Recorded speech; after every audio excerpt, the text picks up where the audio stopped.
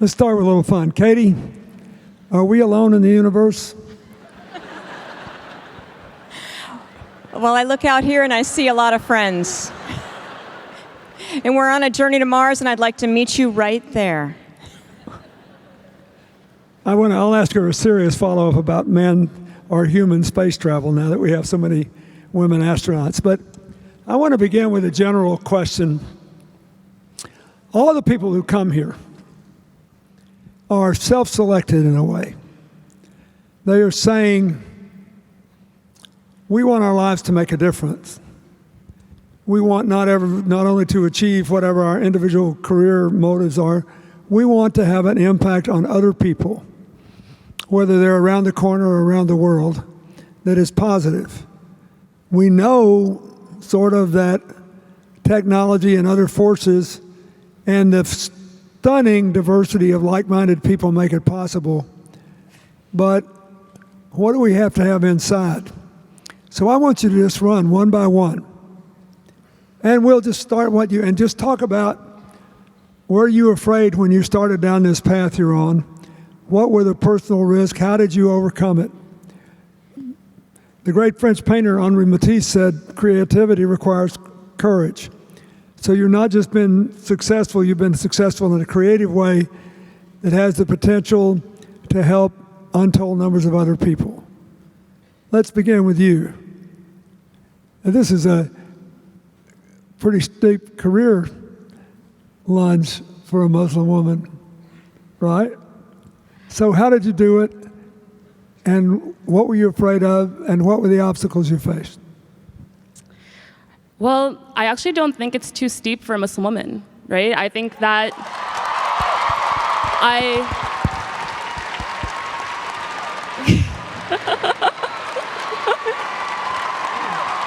Thank you.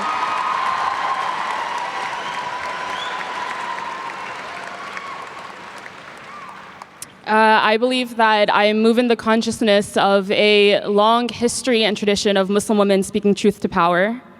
And for me, I believe that even saying, that we need the courage to create almost comes from a privileged place, right? I think that for a lot of us, for communities of color, we sometimes don't have the choice to have the courage or not, because a lot of times it comes down to survival. And it's really not hard. We don't even have to look beyond the current election season to see that. For a lot of us, for people of color, our livelihoods come down to campaign platforms, right?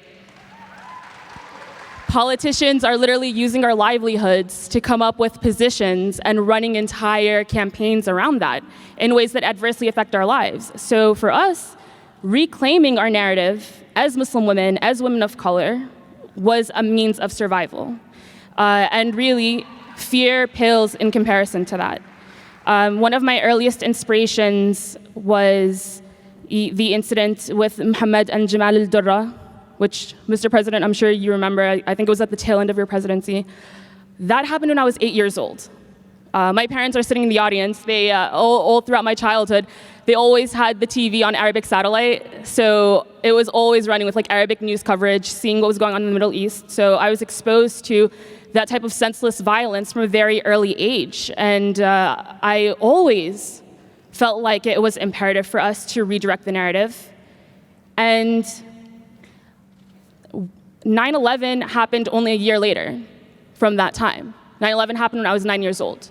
We were already in the Afghanistan war by the time I was 10, already in Iraq by the time I was 11. So really, as a Muslim girl, I was indoctrinated into this world of war and adversity from a very early age. For many of us, for the millennial generation, we grew up during a time of the highest levels of Islamophobia in modern history. That took place during our formative years. We went through puberty under a complete assault on our identities. And that's kind of how Muslim girl was born. As a teenager, I always was very frustrated with the lack of representation of Muslim women in the media. Always, for the past decade since 9/11, that's all anyone wants to talk about, right, is Muslim women. But how often is it Muslim women speaking on their own behalf in Western media?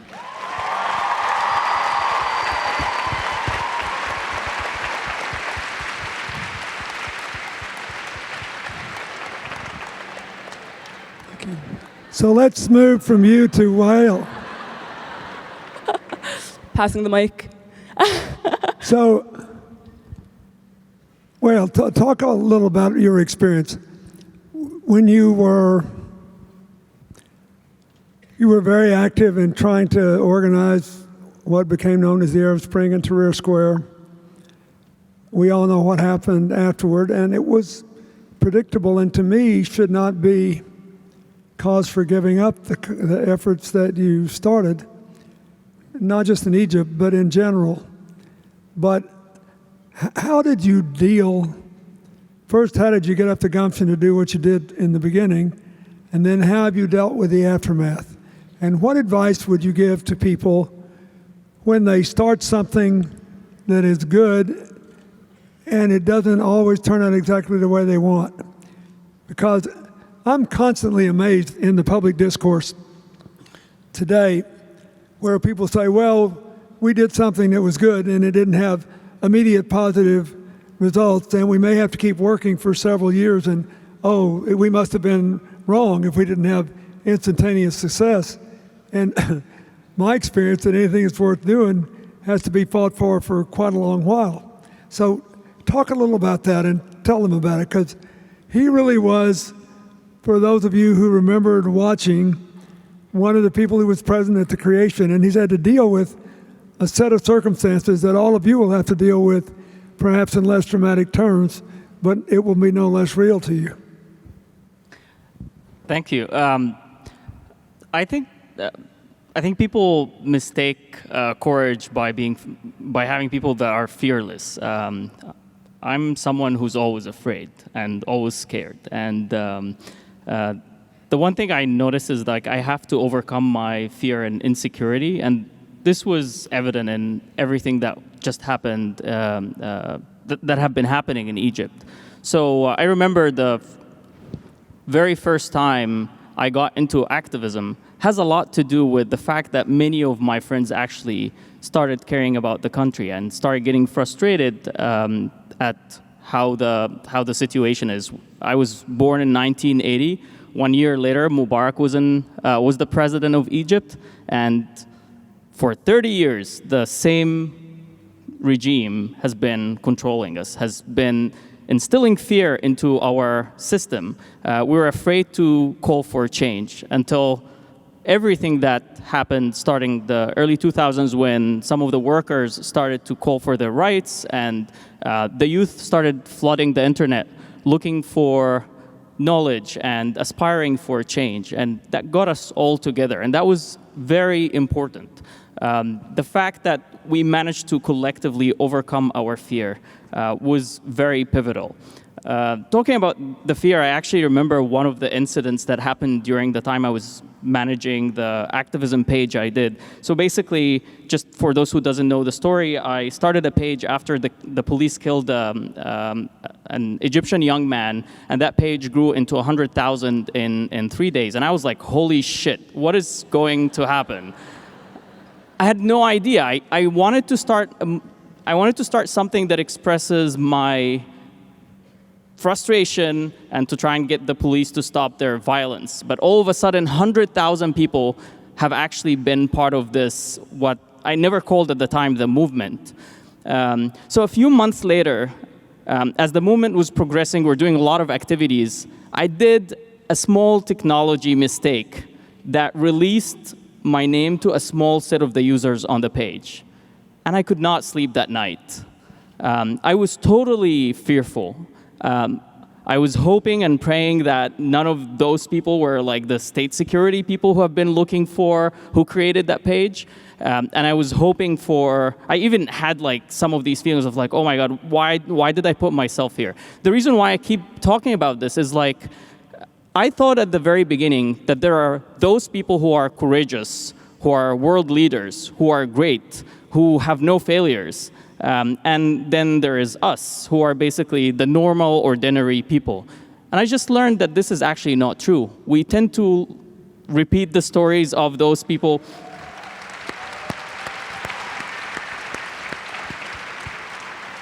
We have the bias to keep repeating the success stories of those great leaders of the world. but there is very little mention of their failures and their fears and their insecurities. So, I love a Churchill quote that say, success is not final, failure is not fatal. It's the power to continue that counts. Thank you.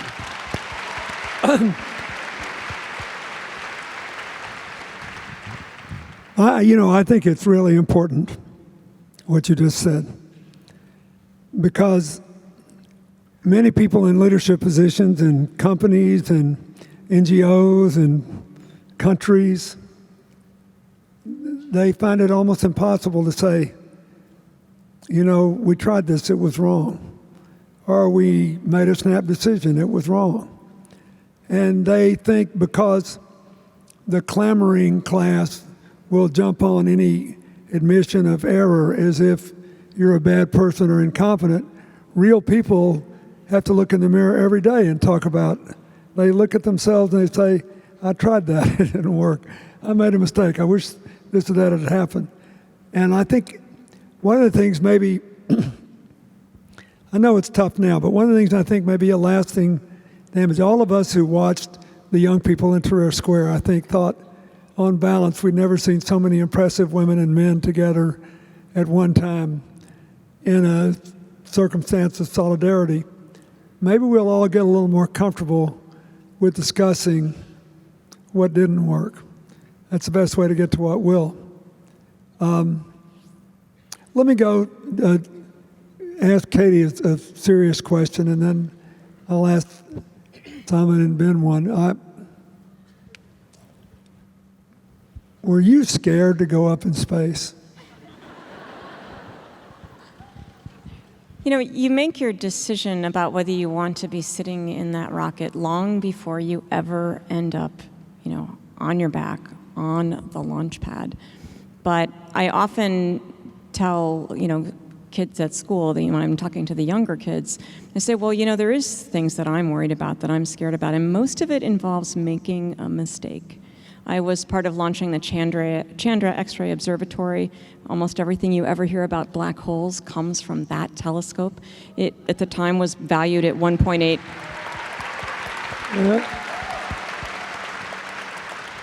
It was valued at $1.8 billion or something like that. And I had the power to have that go wrong. And if you focus on that, it's terrifying. And the way that and you actually don't have, you really don't have, there's no room in what you're doing to be distracted by being nervous or being afraid. And so my solution to that is really to make sure that I know in my heart of hearts that I have done all of my practicing, that I've done everything I can to be prepared, and so that means I'm doing my best. And if you are doing your best, there is just nothing more that anyone can ask of you. Ben,